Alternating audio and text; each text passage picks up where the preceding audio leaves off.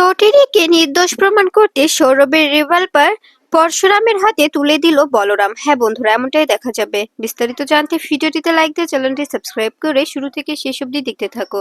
গল্পের শুরুতেই দেখা যাবে বলরাম পরশুরামকে বলছে, তুই চিন্তা করিস না ভাই, আমি সবকিছু ঠিকঠাক ভাবেই করব। আমি অবশ্যই তোকে পুরোপুরিভাবে হেল্প করার চেষ্টা করব। তখনই পরশুরাম বলবে, আমি জানি তুই থাকতে আমার কোনো চিন্তা নেই, তুই আমাকে পুরোপুরি হেল্প করতে পারবি। তখনই বলরাম বলছে, আমার প্রচন্ড কান্না পাচ্ছে, তোকে ছাড়া আমি কখনো থাকতে চাই না। আমি আমি তোর সঙ্গে কাটানো মুহূর্তগুলো খুব মিস করি। আগে আগে তুই আর আমি একসঙ্গে দোকানের সামনে বসে চা খেতাম, মোমো খেতাম, পিৎজা খেতাম, ওগুলো আমি খুব মিস করি। তুই ফিরে আয় ভাই, তুই ফিরে আয়। তখনই পরশুরাম বলবে, অবশ্যই ফিরবো, চিন্তা করিস না, খুব শীঘ্রই আমি ফিরে আসছি। এ কথা শুনে দেখা যাবে পরশুরাম কথা বলে ফোনটা কেটে দিলে তখনই সৌরভ বলছে, কি ব্যাপার, কার সঙ্গে কথা বলছিলি, কে ফোন করেছিল বলতো?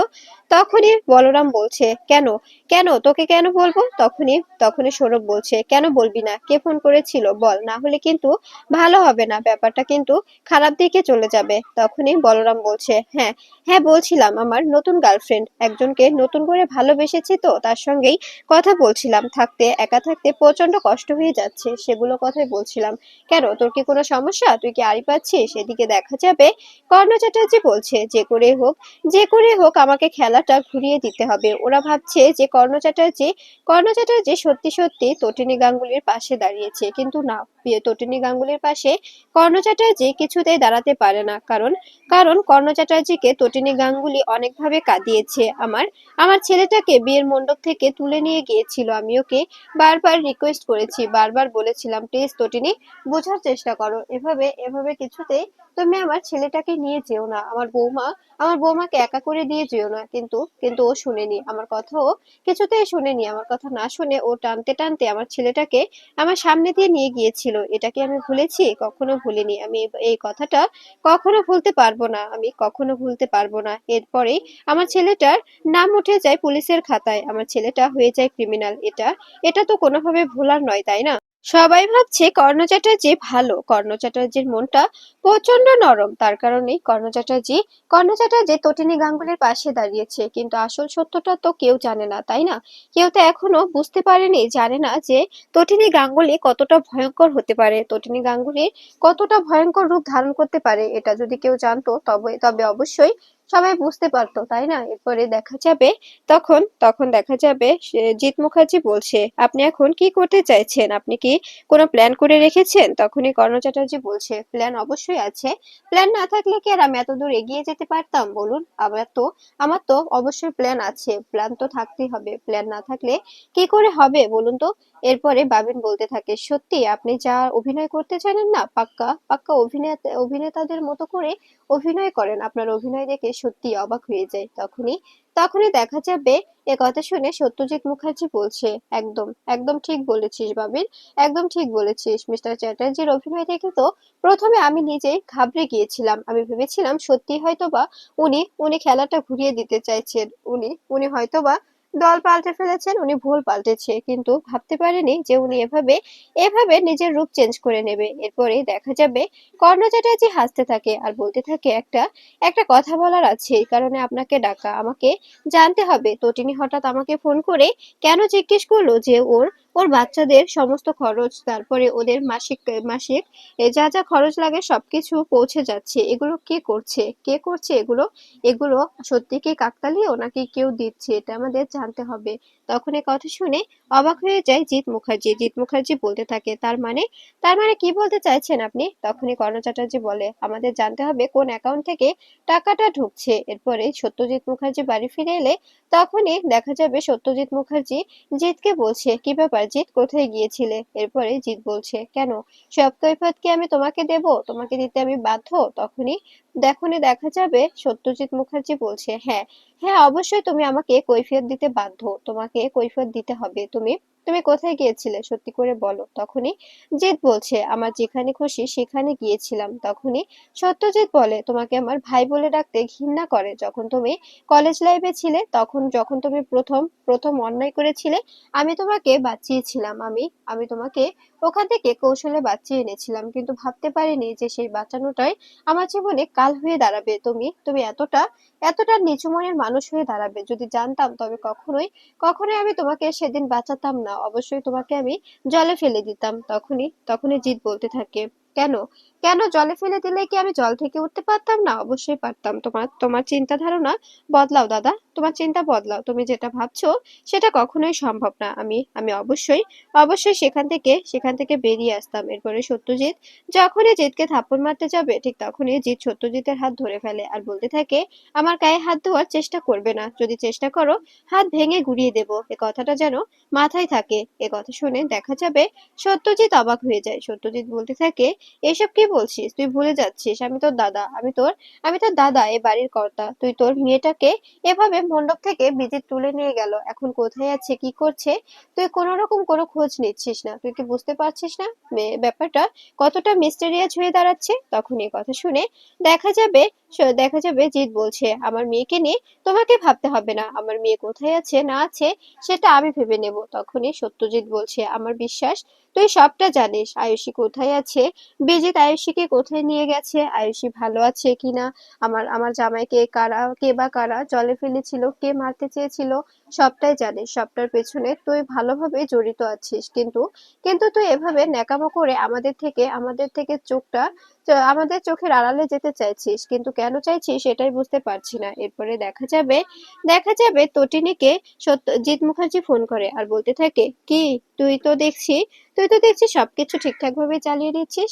যদি চালাতে না পারিস তোর স্বামীর অ্যাকাউন্ট নাম্বারটা আমাকে দিয়ে দে, আমি কিছু টাকা পাঠিয়ে দিই। এ কথা শুনে তটিনী বলছে, কেন গো, তুমি আমাকে না দিয়ে আমার স্বামীর অ্যাকাউন্টে টাকা পাঠাতে চাইছো? আমার স্বামী তো মৃত, ওর অ্যাকাউন্টে টাকা পাঠিয়ে তুমি কি করবে? এ কথা শুনে সত্য সত্যজিতের সামনে জিৎ বলতে থাকে, আমি আমি তোর স্বামীর অ্যাকাউন্টটা চাইছি, কারণ ওই অ্যাকাউন্টে টাকাটা ট্রান্সফার করে দিলে ওখান থেকে তুলে তুই কিছু একটা করতে পারবি। তখনই তটিনী বলছে, কেন আমার স্বামীর অ্যাকাউন্টটা চেক দিতে চাইছো তাই তো? এর কারণে অ্যাকাউন্ট নাম্বার চাইছো? এটা তো সত্য করে বললেই হয়। এতে আবার এত খোলসা করার কি আছে? সত্যি তোমাকে দেখে আমি অবাক হচ্ছি। তুমি যে এত দ্রুত দ্রুত রং পাল্টাতে পারো এটা আমার কখনো জানা ছিল না। তখনই এ কথা শুনে দেখা যাবে জিৎ বলতে থাকে, মুখ সামলে কথা বল তো টটিনি, তুই কিন্তু বাড়াবাড়ি করছিস, তুই কিন্তু আমাকে অপমান করছিস। তখনই তটিনী বলবে, অপমানের কি দেখেছো তোমরা?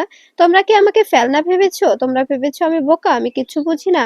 আমি সবটাই বুঝি। তোমরা যে সবাই মিলে একটা জঘন্য খেলায় নেমেছো, সেই খেলাটা শেষ করব আমি। তোমাদের চক্রান্ত আমি সফল হতে দেব না। তোমাদের চক্রান্ত আমি অবশ্যই ধরে ফেলবো। তোমাদের আমি উচিত শিক্ষা দেবো। এই কথাটা যেন তোমাদের মাথায় থাকে। এ কথা শুনে সত্যজিৎ মুখার্জি বলছে, তুই বুঝতে পারছিস না তটিনী, আমি তোদের ভালোর জন্যই বলছিলাম। তোরা যদি এখন না বুঝিস এটা তোদের ব্যর্থতা, আমার কিছুই নয়। তখনই তটিনী বলছে, তোমাদের আমার ভালোটা বুঝতে হবে না। আমার নিজের ভালোটা আমি নিজে বুঝে নেব। আমার নিজের ভালো আমি নিজে খুব ভালো করে বুঝতে পারি। তোমাদের আমার কোনো হেল্পের প্রয়োজন নেই। আমি তো প্রথমেই বলেছি আমি কারো হেল্প চাই না, আমি কারো দয়া চাই না, আমি কারো দয়ার ভিক্ষে চাই না। বুঝতে পেরেছো? এ কথা শুনে জিৎ বলতে থাকে, এতটা ইগো থাকা ভালো নয়। তোর মনে রাখতে হবে তোর হাজবেন্ড নেই, তোর সন্তানদের নিয়ে তোর সংসারটা তোকে চালাতে হবে। এতটা ইগো দেখিয়ে কিচ্ছু করতে পারবি না। তখনই তটিনী বলছে, আমার ইগো আমি অবশ্যই দেখাবো। কিছু করতে পারি কি না পারি সেটা আমার ব্যক্তিগত ব্যাপার। তোমাকে নিয়ে এতটা ভাবতে হবে না। তখনই তটিনীর কথা শুনে জিৎ বলতে থাকে, তোর যেটা ভালো হয়। আমি তোকে ভালো বুঝে বলেছিলাম বাচ্চাগুলোর ভবিষ্যৎ সুন্দর করতে হবে, বাচ্চাগুলোকে পড়াশোনা করাতে হবে, কিন্তু যেহেতু তুই চাচ্ছিস না সেহেতু কোনো দরকার নেই। এ বলেই ফোনটা কেটে দিলে তখনই সত্যজিৎ জিৎকে বলতে থাকে, আচ্ছা জিৎ, তুই কি চাইছিস বলতো? তুই কেন এই খেলাটায় অংশগ্রহণ করছিস? প্লিজ আর জঘন্য কাজ করিস না। অনেক করেছিস, অনেক অন্যায় করেছিস, অনেক অনেক অন্যায় করলি। এবার মেয়েটা কোথায় সেটা জানার ব্যবস্থা কর। তখনই শিপর্ণা এসে কাঁদতে থাকে আর বলতে থাকে, দাদা প্লিজ ওকে জিজ্ঞেস করুন আমার মেয়েটা কোথায়। আমার মেয়েটার কথা আমি ওকে বারবার জিজ্ঞেস করছি, কিন্তু ও কিছুতেই বলছে না আমার মেয়েটা কোথায়। আমার মেয়েটা কোথায় আছে, কি করছে, কেমন আছে, আমি কিচ্ছু জানি না। আমার মেয়েটার জন্য আমার প্রচন্ড খারাপ লাগছে। তখনই তখনই জিৎ বলবে, তোমাকে তোমাকে আর ন্যাকা কান্না কাঁদতে হবে না, আমি তো বলেছি আমার সামনে ন্যাকা কান্না কাঁদবে না, আমি এই ন্যাকা কান্নাটা পছন্দ করি না। এ কথা শুনে দেখা যাবে ত্রিপর্ণা সত্যজিতের কাছে হাত জোর করে রিকোয়েস্ট করে আর বলতে থাকে, আমার আমার মেয়েটাকে ফিরিয়ে আনতে বলুন দাদা, আমার মেয়েটাকে ফিরিয়ে দিতে বলুন। আমি জানি ও জানে যে আমার আমার আয়েশি কোথায়, কিন্তু ও আমাকে কিচ্ছু বলছে না। আমার মেয়েটা কেমন আছে, কি করছে, ও বেঁচে আছে কিনা আমি কিচ্ছু জানি না। তখনই সত্যজিৎ বলতে থাকে, শুধু তোমার মেয়ে না, আমি আমি আমার মনে হচ্ছে যে জিৎ জানে যে পরশুরামকে কে মেরে গঙ্গায় ফেলে দিয়েছে। আর আর আয়ুষী আর বিজিত কোথায় আছে, আয়ুষীর বিয়ে হয়েছে কিনা, এগুলো সবকিছু জানে ওই ওই জিৎ। কিন্তু ও জিৎ কিছুতেই মুখ খুলছে না। যে করে হোক জিতের মুখ থেকে কথা বের করতে হবে, ওর মুখ থেকে আমাদের জানতে হবে যে ও যে কাজগুলো করছে এগুলো কার হয়ে করছে, এগুলো কি বিজেতের হয়ে করছে নাকি। এদিকে এদিকে দেখা যাবে লাট্টু লাট্টু ড্রয়িং করলে তখনই তটিনী রেগে যায় আর বলতে থাকে, কালকে তোমার ইউনিক টেস্ট লাট্টু, আর তুমি এখন বসে বসে ড্রয়িং করছো। তোমার পড়াশোনা কে করবে বলো তো। আমার জাস্ট ভালো লাগছে না, তোমাদের পা নেই আমার, আমার সত্যি কিছু ভালো লাগছে না। তোমাদের কাছে আমি রিকোয়েস্ট করছি, প্লিজ নিজেদের পড়াশোনা কন্টিনিউ করো, আমাকে বিরক্ত করো না। এরপরে দেখা যাবে তটিনী লাট্টু পিকুকে বকে নিজে অনুশোচনায় ভুগতে থাকে আর কাঁদতে থাকে আর বলতে থাকে, আমার বাচ্চাগুলোকে আমি আমি কেন বকছি, আমার বাচ্চাগুলো কি করছে, কোথায় যাচ্ছে, আমি সত্যি কিছুই বুঝতে পারছি না। আমার বাচ্চাগুলোকে আমি কিছুতেই কিছুতেই হারিয়ে যেতে দিতে পারি না। আমার বাচ্চাগুলোর ভবিষ্যৎ আমাকে সুন্দর করতে হবে, তা না হলে ওদের পা যখন ফিরে আসবে আমি ওদের পাকে কি উত্তর দেবো। ওদের পা তো এসে আমাকে জিজ্ঞেস করবে যে আমার আমার বাচ্চাগুলোকে তুমি ঠিকঠাক ভাবে দেখোনি তটিনী, ঠিকঠাক ভাবে ওদেরকে তুমি মানুষ করতে পারোনি। তখন আমি কি কি উত্তর দেব, আমি কোনোভাবে ওদের ভবিষ্যৎ অন্ধকার করতে পারবো না। এরপরে দেখা যাবে এদিকে এদিকে বলরাম এসেছে পরশুরামের সঙ্গে দেখা করতে। তখনই পরশুরাম বুলেটগুলো বের করে বলরামের সামনে রাখে আর সেগুলো বলরামকে দেখাতে থাকলে বলরাম অবাক হয়ে যায়। বলরাম বলতে থাকে, এসব কি বলছিস, এই বুলেটগুলো তো আমাদের ডিপার্টমেন্টে প্রতিনিয়ত ইউজ করা হয়, তবে এই বুলেটগুলো তুই কোথায় পেলে। তখনই বলরাম বলছে, সেটাই তো লাখ টাকার প্রশ্ন, আমি তো এটাই বুঝে নিজে নিজে ভেবে পাচ্ছি না যে এই বুলেটগুলো আমার শরীরে বিঁধেছিল। এই বুলেটগুলো তো আমাদের স্পেশাল ব্রাঞ্চের, তবে তবে এগুলো এগুলো তটিনীর রিভলভারে কি করে এলো।